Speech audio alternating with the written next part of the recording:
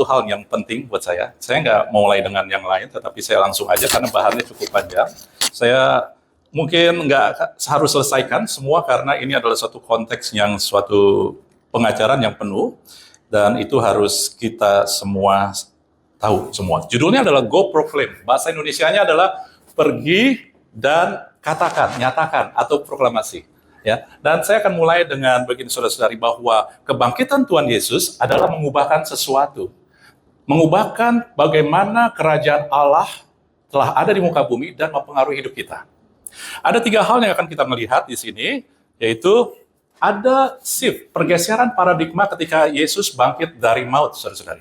Pertama, kita akan lihat bahwa sekarang kita harus bergerak dengan faith-based, iman. Ya, kedua kemudian bahwa sekarang kita adalah anak. Tetapi yang ketiga, yang banyak orang tidak sadari adalah kita sekarang bergerak dari come and see, datang dan lihat, menjadi go and proclaim.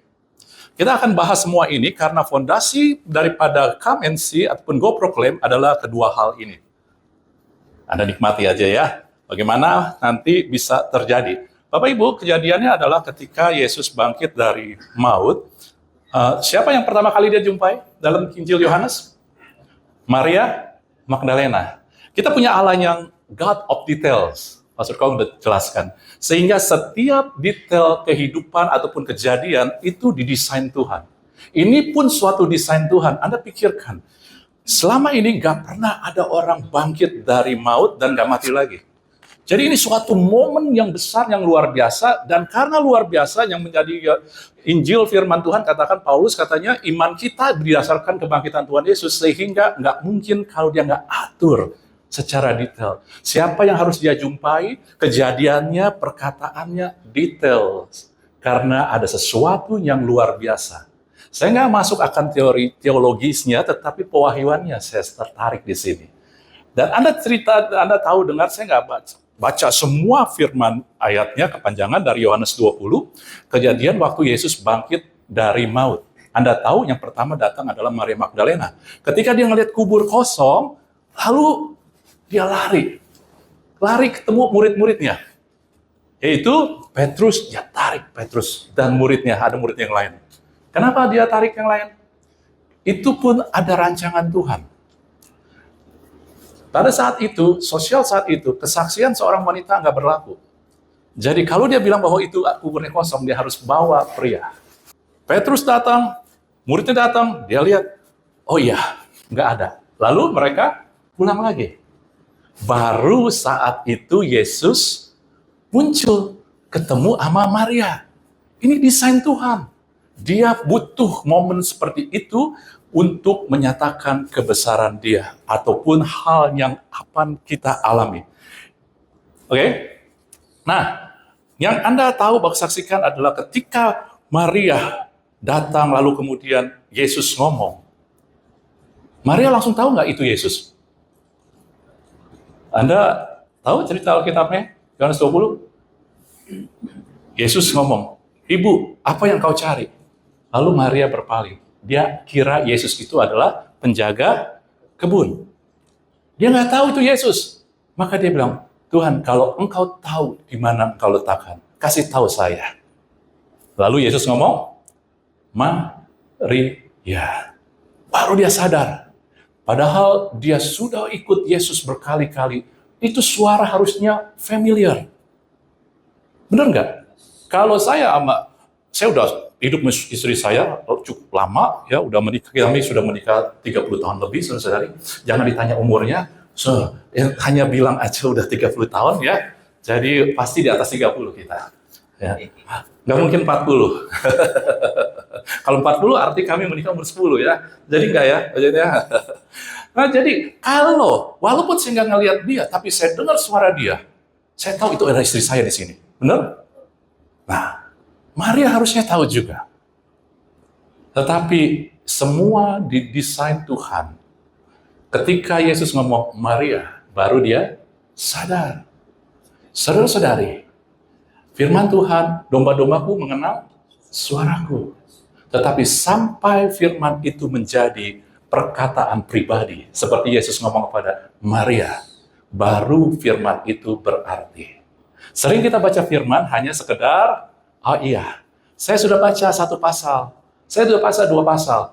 Kita nggak dengar firman itu adalah Yesus sedang bicara pribadi sama kita. Bahkan kalau di gereja kadang-kadang, tuh firmannya buat lu. Iya kan? Kita seringnya begitu, saudara.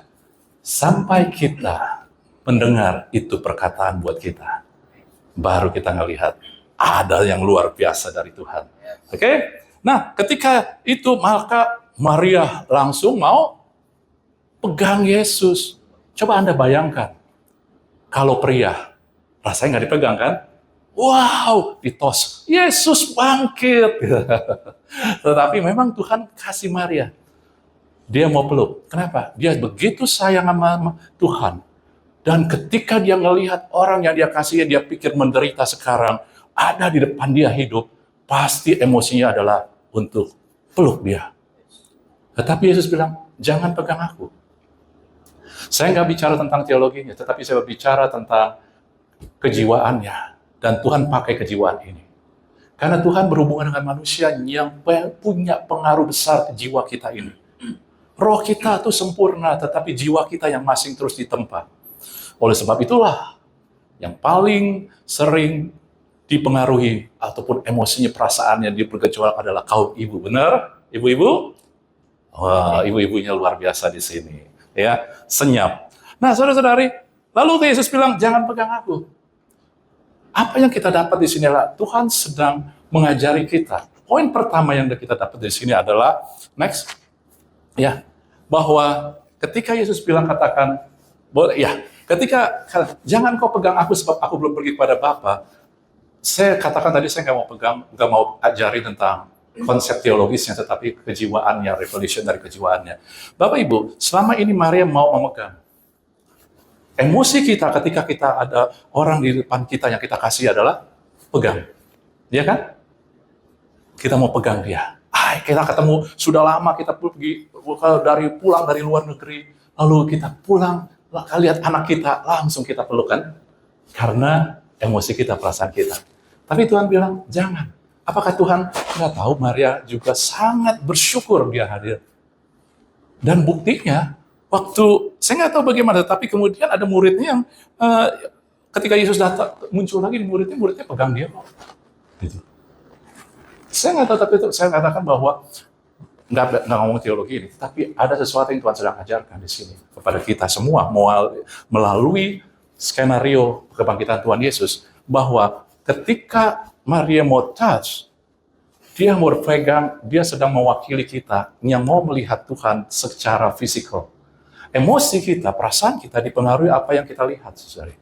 Apa yang kita alami, kita dengar. Tetapi Yesus bilang, aku hendak pergi, aku belum pergi, sebab aku belum pergi kepada Bapa. Pergi kepada Bapa, ascend. Itu nggak bisa Anda lihat dan nggak bisa masuk akal. Hanya Anda bisa terima dengan faith, iman. Jadi kebangkitan Tuhan Yesus, itu dengan kata lain, mengubah sekarang, pola kita berhubungan dengan Tuhan adalah dari perasaan kepada iman. Kadang-kadang kita ngadapin masalah, perasaan kita gentar. Jangan sombong, oh aku anak Tuhan. Ya, kita nyanyi di sini loncat-loncatan. Tetapi waktu kita ngadapin masalah, kita kecewa, kita kecut, kita tawar hati, kita tanya kapan, berapa lama lagi, benar? Tetapi Tuhan bilang sekarang, dengan kuasa kebangkitan, hidup dengan kuasa kebangkitan adalah kamu boleh mengalami ketakutan, kegentaran, kekecewaan, tetapi melangkahlah dengan iman. Amin? Itulah yang pertama. Lalu yang kedua. Yang kedua, Yesus berkata kemudian, ya, next. Oh, udah ada ya. Jadi, Yesus katakan, pergilah kepada saudara-saudaraku, katakanlah kepada mereka, aku pergi pada Bapakku dan Bapamu, kepada Allahku dan Allahmu. Yohanes 20 ayat 17. Kita fokus pada ayat ini, perkataan Yesus yang pertama kali memberikan tuntunan pimpinan sesudah dia bangkit. Ya, perhatikan di sini. Inilah pertama kali Yesus menyapa murid-muridnya dengan perkataan, saudaraku, Bapakku, Bapamu, Allahku, Allahmu. Pertama kali. Karena saat ketika Yesus mati, murid-muridnya belum sadar apa yang terjadi. Bahwa kita sudah dibenarkan. Tetapi ketika dia bangkit, kita sudah dilayakkan di hadapan Bapa. karena kita sudah ditebus. Tetapi ketika Yesus bangkit, kita sudah dibenarkan. Dan dibenarkannya bukan karena perbuatan, tetapi status yang Tuhan berikan. Status apa yang paling tepat supaya kita itu selalu benar di mata Bapa di surga adalah status anak. Kita punya anak, saudara-saudari, apapun masalah mereka, apapun kondisi mereka, walaupun mereka salah, tetap kita bela. Itulah benar. Kadang kita nggak selalu setuju, tetapi kita bela dan kita mau luruskan. Tetapi kita tetap memberkati dia. Anak saya, apapun yang dia lakukan, saya tetap mau memberkati dia. Saya tetap bela dia. Itulah statusnya. Kita pun juga sama. Ketika Yesus bangkit di surga, maka terjadilah sesuatu yang berbeda. Yaitu dari servant into son, dari hubungan hamba paling banyak, paling tinggi sahabat. Tapi sekarang adalah anak. Kita adalah anak-anak Allah, saudari. Ya, boleh klik lagi, next-nya. Nah, sebagai hamba, posisi hamba bisa nggak dekat sama Tuhannya? Bisa. Tetapi hamba hanya beroperasi berdasarkan perintah. Kalau anak, Anda harus tahu Anda adalah ahli waris. Di dalam firman Tuhan dikatakan Galatia 4 ayat 7 bahwa kita bukan lagi hamba melainkan anak. Jikalau kamu anak, maka kamu juga ahli waris. Kemudian dalam Efesus 2 dikatakan bahwa kita pun didudukkan bersama-sama dengan Kristus. Didudukkan di mana? Ketika Yesus naik ke surga, dia duduk di tatah Allah. Duduk di tempat memerintah, di tempat otoritas paling tinggi, sebab dia telah menang atas segalanya. Dan Anda dan saya telah duduk bersama dia. Jadi ketika Anda menjadi anak, ini jangan hanya sekedar tahu, oh ya saya anak Allah, saya diperhatikan Allah, tetapi Anda harus tahu, apapun yang kita terima sekarang adalah warisan, bukan karena perbuatan kita. Dan sebagai anak Allah, Anda punya otoritas yang berasal dari Yesus karena Anda duduk bersama dia. Kadang kita nggak sadar. Wah, kebangkitan Yesus buat kita peringati aja nih hari kebangkitan Tuhan Yesus. Kita nyanyi sebab dia hidup, ada hari esok. More than that. Lebih daripada itu, bukan hanya ada hari esok. Karena dia hidup, Anda memerintah bersama dia. Amin? Nah, ini yang ketiga. Karena yang ke satu, yang kedua Anda banyak tahu. Tetapi yang ketiga ini yang kadang kita belum tahu. Saudara-saudara, yang ketiga adalah dari come and see kepada go and proclaim. Dari datang dan lihat kepada pergi dan nyatakan. Tadi kita baca Yohanes 20, titik akhirnya, pasal akhirnya. Tetapi Yohanes 1, pembukaannya, dimulai dengan come and see. Ya, marilah dan kamu akan melihat. Suatu ketika Yohanes 1, Yesus mulai mencari murid. Ada 2 murid, Yohanes Pembaptis. Dia ngelihat Yesus, Yohanes Pembaptis bilang, inilah anak Allah. Lalu muridnya ngikutin Yesus. Mereka tanya, Guru, di mana kau tinggal? Yesus jawab, mari dan lihatlah. Come and see. Bahasa Inggrisnya, He said unto them, come and see. Lalu mereka sejak hari itu tinggal bersama-sama. Itu ada di Yohanes pasal 1. Kemudian ketika Filipus ketemu pada Nathanael, dia ajak Nathanael ngelihat ketemu Yesus. Nathanael ragu. Ketika Nathanael ragu, Filipus bilang apa? Di ayat 47, kata Filipus, mari dan lihatlah. Come and see. Kata mari itu artinya datang, saudara. Bahasa Inggrisnya sama, come. Come and see. Permulaan segala sesuatu selalu come and see. Ketika kita terima Yesus, Anda diundang datang ke dia dan lihatlah apa yang dia sediakan, apa yang dia lakukan, apa yang dia jadikan Anda. Benar? Sehingga ketika kelahiran Yesus, semua tema kelahiran Yesus, ketika orang Majus datang, mereka datang lalu dapat tuntunan dari bintang-bintang. ketemu Yesus, ketemu Maria dan Yusuf, lalu mereka datang, temanya adalah mereka datang, mereka lihat, mereka menyembah. Lalu ketika para malaikat muncul kepada para gembala, para gembala itu kemudian mendapat berita besar, lalu mereka bilang, mari kita lihat. Anda ngelihat kan konteksnya? Ketika Yesus datang, mari dan lihat. Come and see. Benar? Anda sudah ngelihat sini kan? Tetapi ketika Yesus mati, terjadi perubahan. Kadang kita nggak sadar, tetapi ini perubahan yang paling besar. Ini perubahan yang paling besar. Ketika Yesus bangkit, saudari, yang tadi, dan dia berkata kepada Maria dalam Yohanes 17, sama tadi 17b, ini nggak apa-apa ya, taruh itu. Dikatakan, tetapi kata Yesus kepada Maria, pergilah kepada saudara-saudaraku dan katakanlah, go and say atau proclaim, saudari. Dan tadi ini kata-kata yang sama bahwa sekarang aku akan pergi kepada Bapakku dan Bapakmu, Allahku, Allahmu. Lalu kemudian ya, kita melihat juga bahwa setelah itu, setelah kebangkitan Yesus, Yesus memerintahkan murid-muridnya untuk memberitakan Injil. Benar? Pergilah, jadikan semua bangsa muridku. Go, go. Kemudian ajarlah mereka segala sesuatu yang telah kuperintahkan, yang kukatakan, kuajarkan kepadamu. Bapak Ibu, ketika dikatakan pergi dan katakan, ini sesungguhnya yang dipakai adalah perkataan militer. Istilah militer. Ketika pakai istilah militer, itu nggak main-main. Ada kuasanya. Itu bukannya kata-kata yang biasa, hanya kata-kata, oh, sono pergi ya, kasih tahu kepada, dia bilang kepada mereka, kepada Petrus lah dan Petrus CS. Bukan hanya itu. Dan Anda tahu, ketika Yesus mengutus orang, suatu ketika dia mengutus murid-muridnya, kan? Pertama 12, kemudian 70. Lalu ketika dia utus murid-muridnya pulang, murid-murid itu cerita apa? Guru, kaget murid-muridnya. Wow, iblis pun takut sama kami. Artinya apa? Murid-muridnya nggak merasa mereka itu lebih hebat dari iblis. Tetapi ketika Yesus utus, murid-muridnya menang atas iblis. Sakit disembuhkan, iblis kalah sama mereka.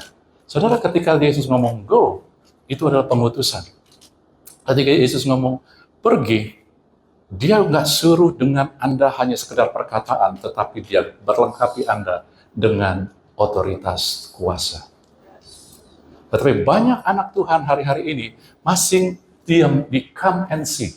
Aku mau lihat Tuhan berbuat apa, sehingga tidak bertumbuh dewasa. Come and see adalah titik awal perjalanan kita bersama Yesus. Kalau kita ngomong come and see, Anda coba konotasi come and see bagaimana? Ya, boleh next ya.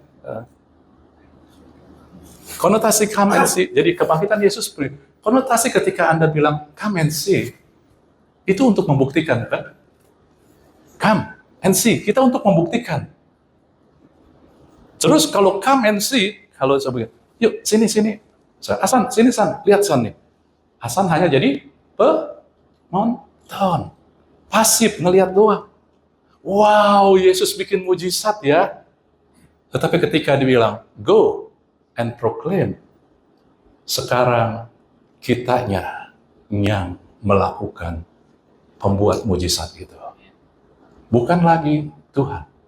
Tapi seringkali kita menunggu Tuhan yang lakukan daripada kita mendengar.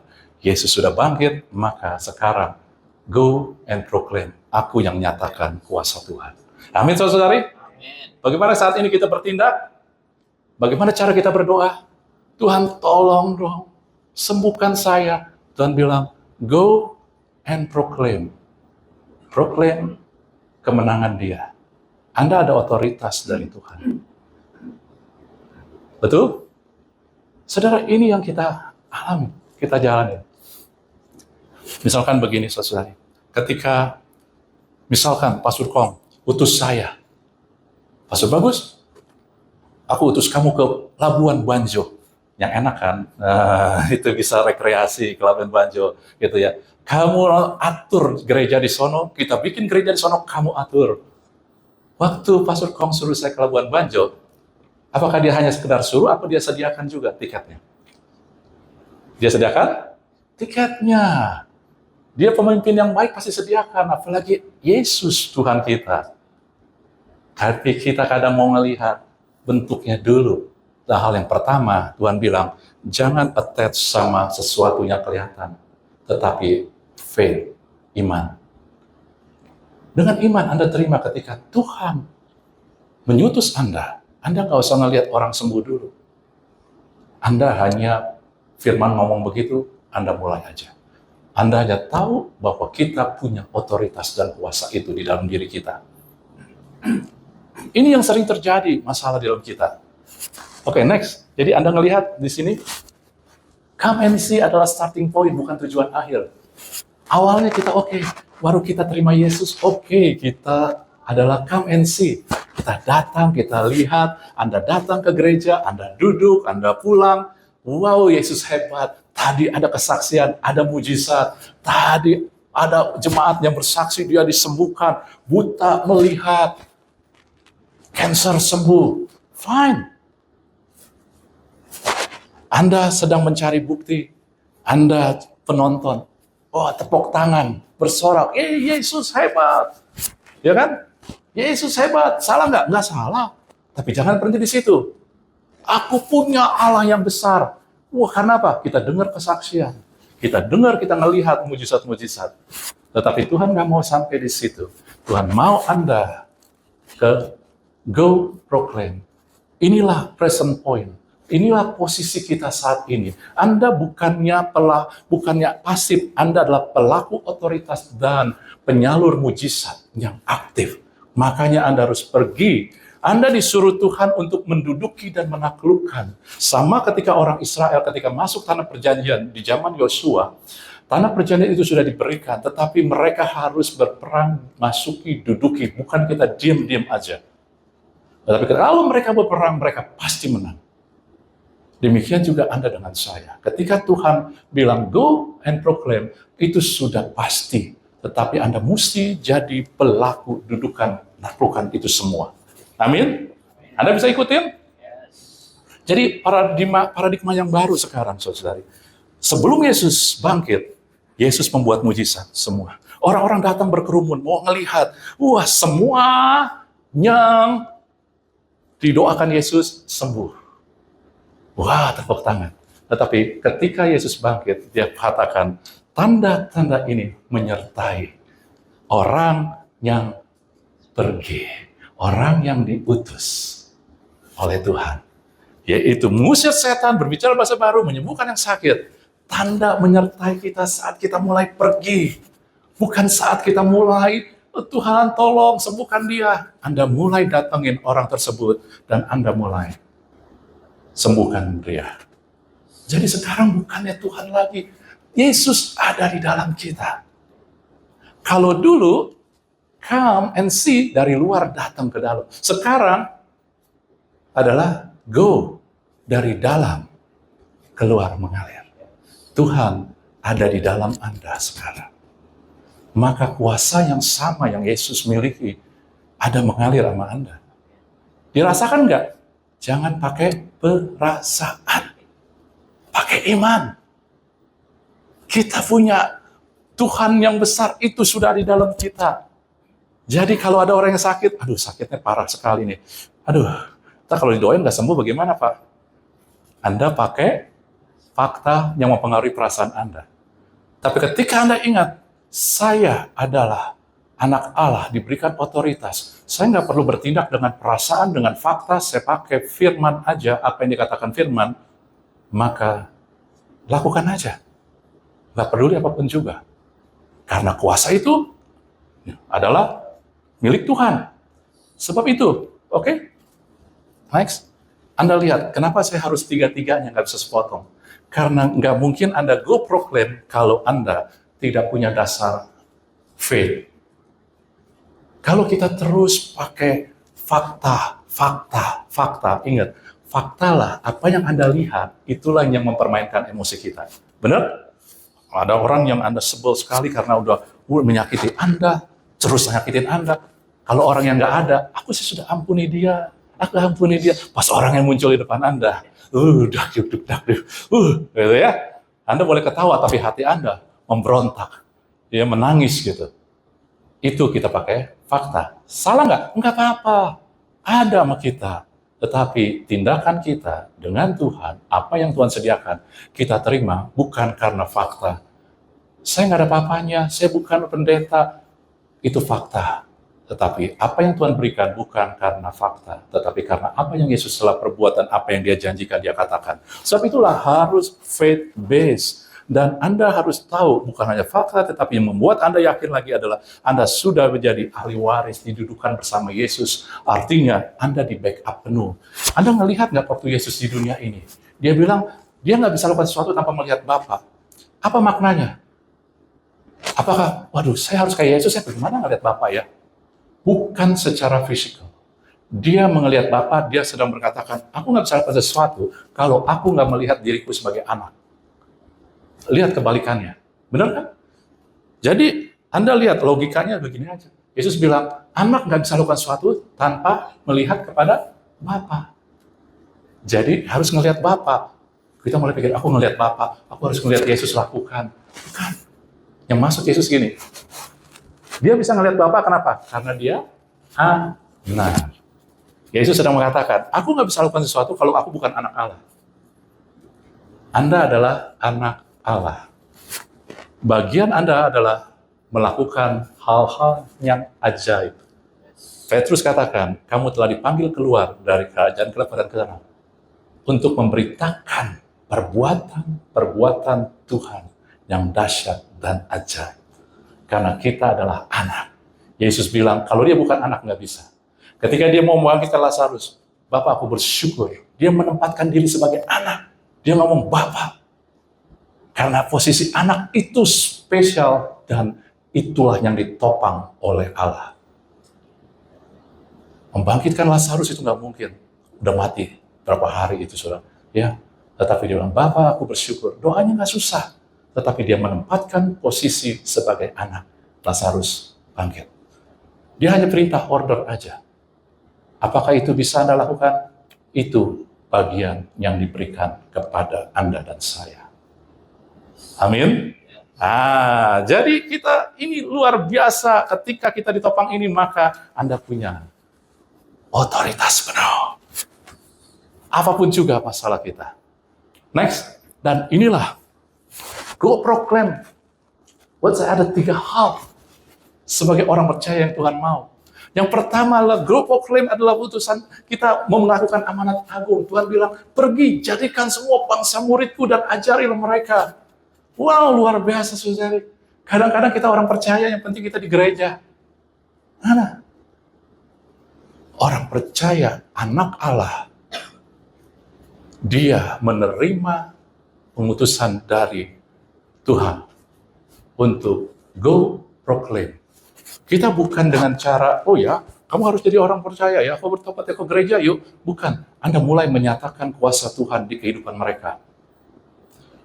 Orang-orang yang dinyatakan kuasa Tuhan, mereka akhirnya pasti melihat Yesus adalah Tuhan.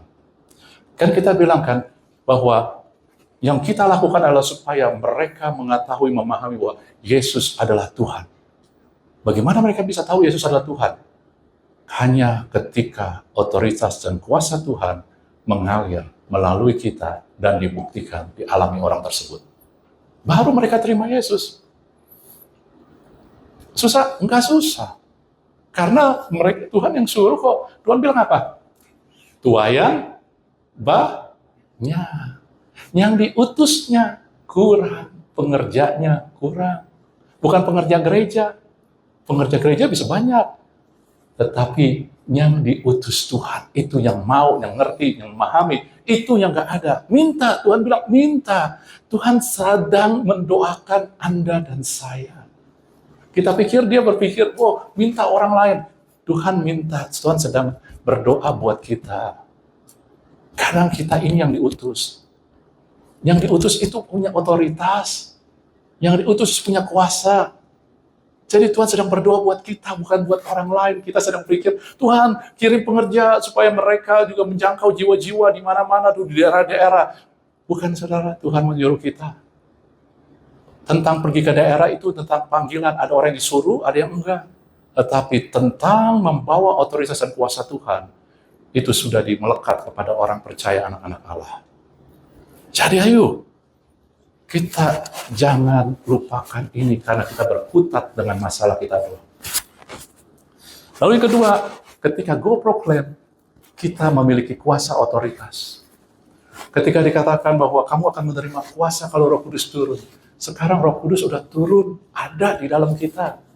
Kita ada kuasa, bukan hanya untuk berbahasa roh, tetapi untuk menghampiri gunung masalah kita dan mulai memperkatakan kebenaran firman Tuhan. Kita punya masalah, tetapi Anda mulai berani memperkatakan. Kenapa? Karena sekarang Anda ada anak. Lihat nggak dalam kitab Kejadian? Kuasa Allah, menciptakan Allah, ada di perkataan. Maka Allah berfirman. Dan ketika Anda anak, firman itu memiliki kuasa. Sehingga firman dikatakan begini, firman yang keluar dari mulut Allah, Yesaya katakan, tidak akan kembali sia-sia, tetapi akan mengerjakan apa yang kuperintahkan. Wow, ketika Anda berkata sesuai dengan janji firman Tuhan, wow, itu nggak akan kembali sia-sia. Tapi faktanya belum, Pak. Saya udah ngomong, saya udah perkatakan kepada gunung. Bukan tugas kita untuk mencari fakta. Tugas kita adalah bersepakat. Seperti lagu tadi, kita bersepakat sama Tuhan. Dan kita percaya, kita melihat hasil akhirnya pasti sesuai dengan firman Tuhan. Karena firman Tuhan katakan, apa yang difirmankan Tuhan pasti terjadi di muka bumi segera dan sempurna, saudari. Kalau kita baca firman, kita tahu, apapun masalah kita, ada firman yang Tuhan pasti berikan di hati kita. Anda tahu nggak, gereja membutuhkan pelayan-pelayan Tuhan, pengerja-pengerja yang penuh dengan karunia-karunia roh. Tetapi banyak anak-anak Tuhan nunggu dulu supaya dapat urapan. Daripada mereka mulai melihat roh yang sama itu ada pada kita dan mulai go and proclaim. Tapi dengan hati yang benar, dengan cara-cara yang benar, dengan faith, dengan iman, dan sebagai anak Allah mau mempermuliakan Bapa, bukan mencari nama. Bukan mencari nama, bukan mencari sensasi, tetapi mau mempermuliakan Allah. Ketika Anda melihat orang di sebelah Anda duduk di gereja, oh dia tertekan ya, mulai, Tuhan, perkataan apa aja yang aku harus perkatakan? Jangan diam. Kan Tuhan bilang, hikmat itu juga minta dari Tuhan.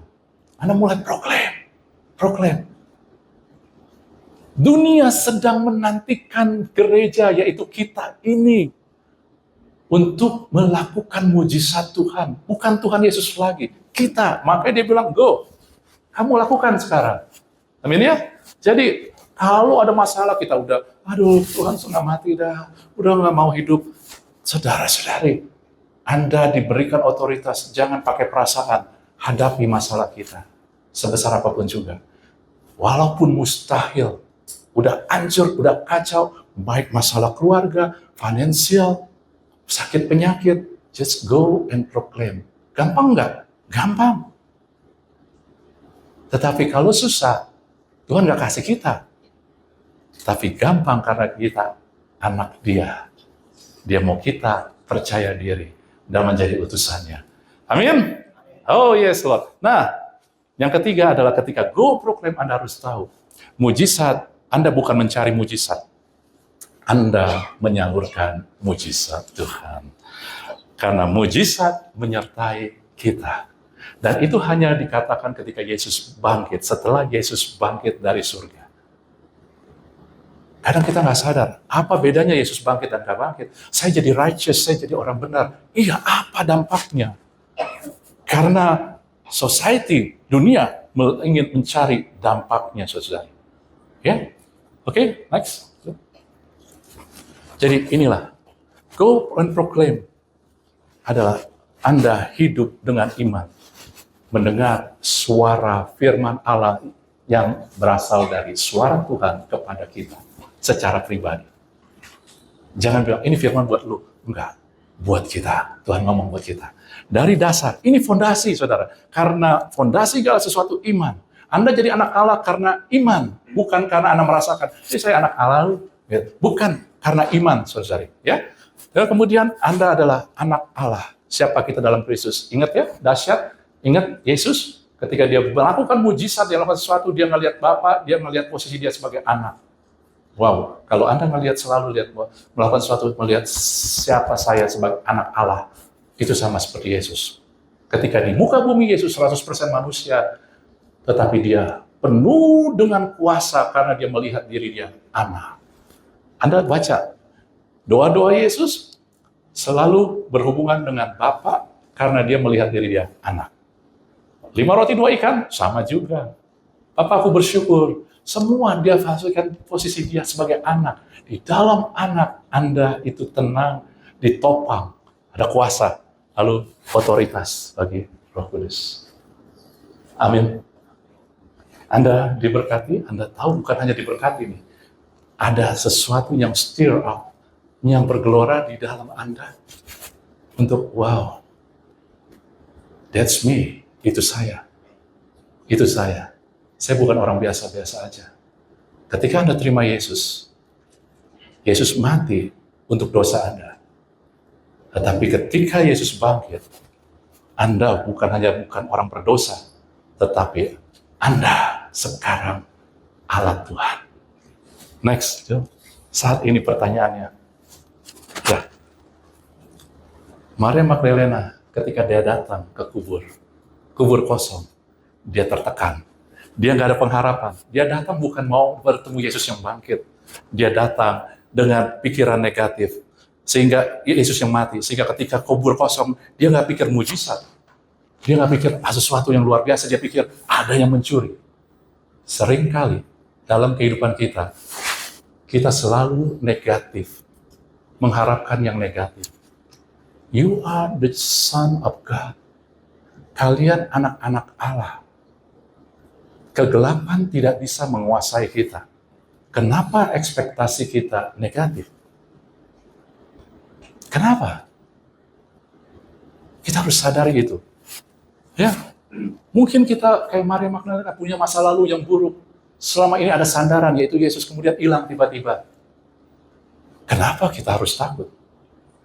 Dia menyertai kita, di dalam kita. Dan dia mau menunjukkan kuasanya melalui kita. Masalah, masa lalu, masalah Anda dan saya akan membuat Yesus kuasa Tuhan jadi dinyatakan.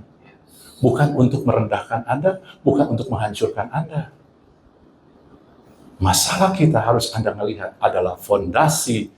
Masalah, fondasi untuk Anda naik. Ya kan? Masalah sekarang ada di bawah kaki Anda. Masa Anda diemin aja? Injak bahwa firman Tuhan katakan bahwa Allah damai sejahtera menghancurkan iblis di bawah kakimu. Sekarang kita injak di bawah supaya kita bisa naik, bisa loncat. Lihatlah masalah sebagai fondasi untuk kita menaikkan loncat. Jadi apa yang perlu kita perbaiki dalam diri kita?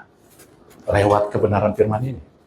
Tuhan mau kita mulai melihat diri Anda sebagai anak Allah. Jangan melihat apa yang dunia lihat.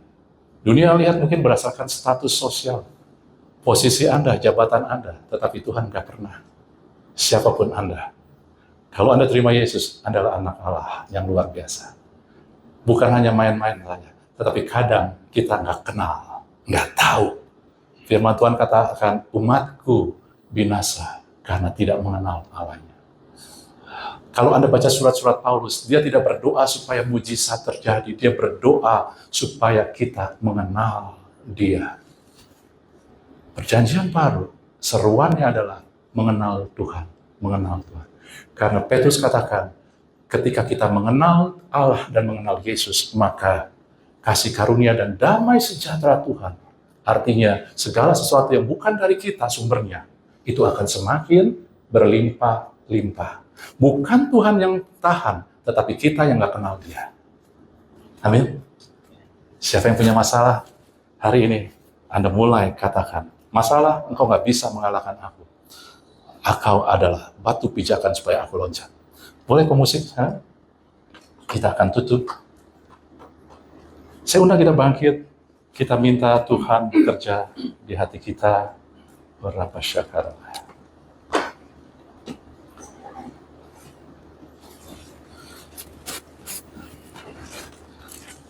Ketika kita baca firman, saudara-saudari, kita harus melihat dengan iman. Itulah yang menghidupkan kita. Firman itulah yang menghidupkan kita. Sebab itu Anda harus mulai berkatakan bahwa firman-Mu menghidupkan aku. Hidupku adalah untuk menggenapi firman. Bukan dari dunia, ketakutan dunia, tetapi hidupku menggenapi firman Tuhan. Firman kebangkitan Yesus. Tanda mujizat selalu menyertai aku karena engkau sudah diutus dan diberikan kuasa Tuhan.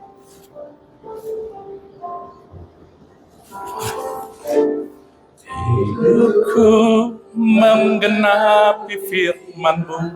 Nyanyikan lagu ini dengan iman. Tanda mujizat sertai tiap langkahku. Kau bersamaku di dalamku, jadi bukti kebesaran-Mu. Hidupku menggenapi firman-Mu. Benar Tuhan.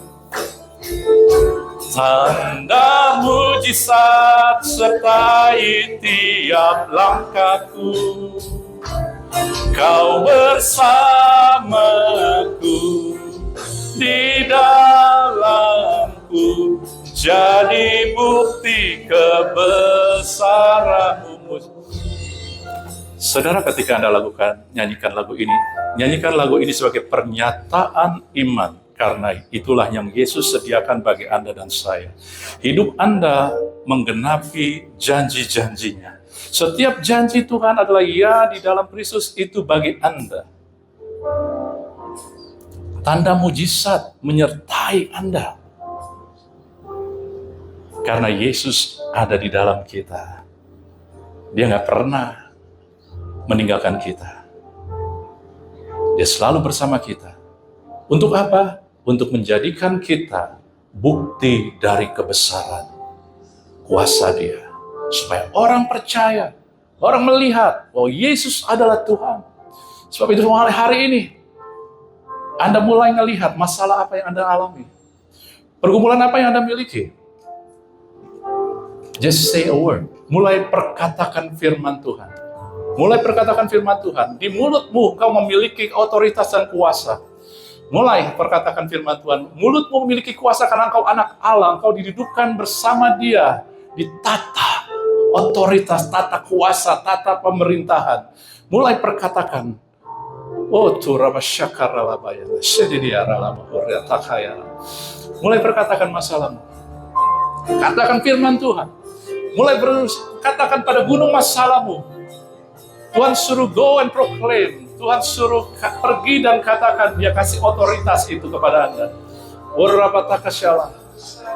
Masalah finansial juga mulai perkatakan. Allahku memenuhi kebutuhanku menurut kekayaan dan kemuliaannya. Bapakku menyediakan. Bapakku pemeliharanya yang ajaib. Dia yang Allah pemberi. Dia bukan yang mengambil. Dia menyediakan menurut kekayaan kemuliaannya. Segala yang kumiliki, kekayaan yang Dia berikan untuk menyatakan kemuliaannya. Oh, Rabashikaratakarabayana. Dia tidak menginginkan engkau sakit. Dia tidak menginginkan engkau lemah. Sebab itu perkatakan kepada tubuhmu, roh yang membangkitkan Yesus dari maut ada di dalam aku, dan roh itulah yang menghidupkan setiap sel tubuhku sehingga tidak ada kelemahan dalam tubuhku. Tidak ada sakit penyakit yang bisa bertahan dalam tubuhku. Di dalam nama Yesus. Dalam Yesus sudah menyembuhkan. Keluargamu juga telah dipulihkan. Tuhan telah menciptakan. Tuhanlah yang menciptakan keluarga. Dan Dia menciptakan keluarga untuk berkuasa, bertata, berbahagia, memenuhi kebahagiaanmu. Kalau ada masalah di dalam keluargamu, mulai perkatakan bahwa Allahku memberkati aku, anak cucuku, istriku adalah seperti anggur, dan suamiku menjadi suami yang orang yang takut Tuhan. Berkatakan,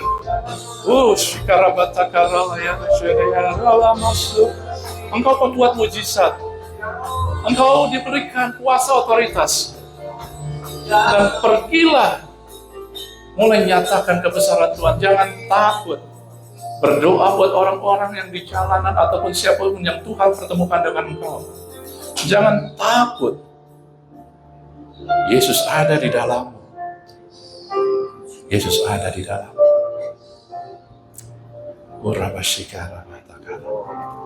Tuhan, aku berdoa, Kau mau bangkitkan pengerja-pengerja, yaitu kami ini Tuhan. Penuai-penuai di akhir zaman, kami ini, dengan mengetahui bahwa Tuhan yang bekerja melalui kami untuk menyatakan kuasa-Nya. Tuhan, call us, panggil kami, dan kami siap. Kasih Tuhan. Kami berdoa buat bangsa kami. Kami minta bahwa bangsa ini mempermuliakan Tuhan. Kami gak mau mengutuk bangsa ini, sebab apa yang kami berkati akan diberkati Tuhan selamanya. Begitu banyak orang-orang yang belum mengenal Engkau Tuhan. Bangsa ini butuh keselamatan, karena pemulihan terjadi ketika kebangunan rohani terjadi terlebih dahulu. Sebab itu kami berdoa untuk kebangunan rohani di Indonesia, di Jakarta, di seluruh pulau-pulau, di seluruh kota-kota di Indonesia ini Tuhan. Karena kesejahteraan bangsa ini, di tempat di mana kami tempatkan kesejahteraan kami, kamilah yang membawa perbedaan. Kami berdoa Tuhan, buat orang-orang yang kami kasihi, yang terbelenggu, Tuhan suruh untuk bebaskan mereka, yang dipenjara untuk keluarkan mereka. Bukan Tuhan lagi, kami Tuhan, karena Tuhan sudah berikan otoritas itu Tuhan. Terima kasih. Kami berdoa, kami meletakkan otoritas ilahi, healing, kesembuhan oleh Ibu Yesus, mendatangi juga Ibu Lis Tuhan. Di dalam nama Yesus. Bukan kuat gagah kami, tapi Engkau Tuhan. Kami perkatakan untuk setiap usaha yang Tuhan percayakan pada kami menjadi prosper, sukses, dan berhasil. Karena itulah yang Kau janjikan kepada kami. Dan firman yang hidup itu ada di dalam kami. Terima kasih Tuhan. Bersyukur Tuhan. Terimalah pengutusan Tuhan. Jemaat-jemaat, anak-anak Tuhan yang kekasih. Pulanglah dengan kesadaran bahwa Tuhan mengutus engkau. Go and proclaim. Engkau bukan minta berkat. Engkaulah pembawa berkat.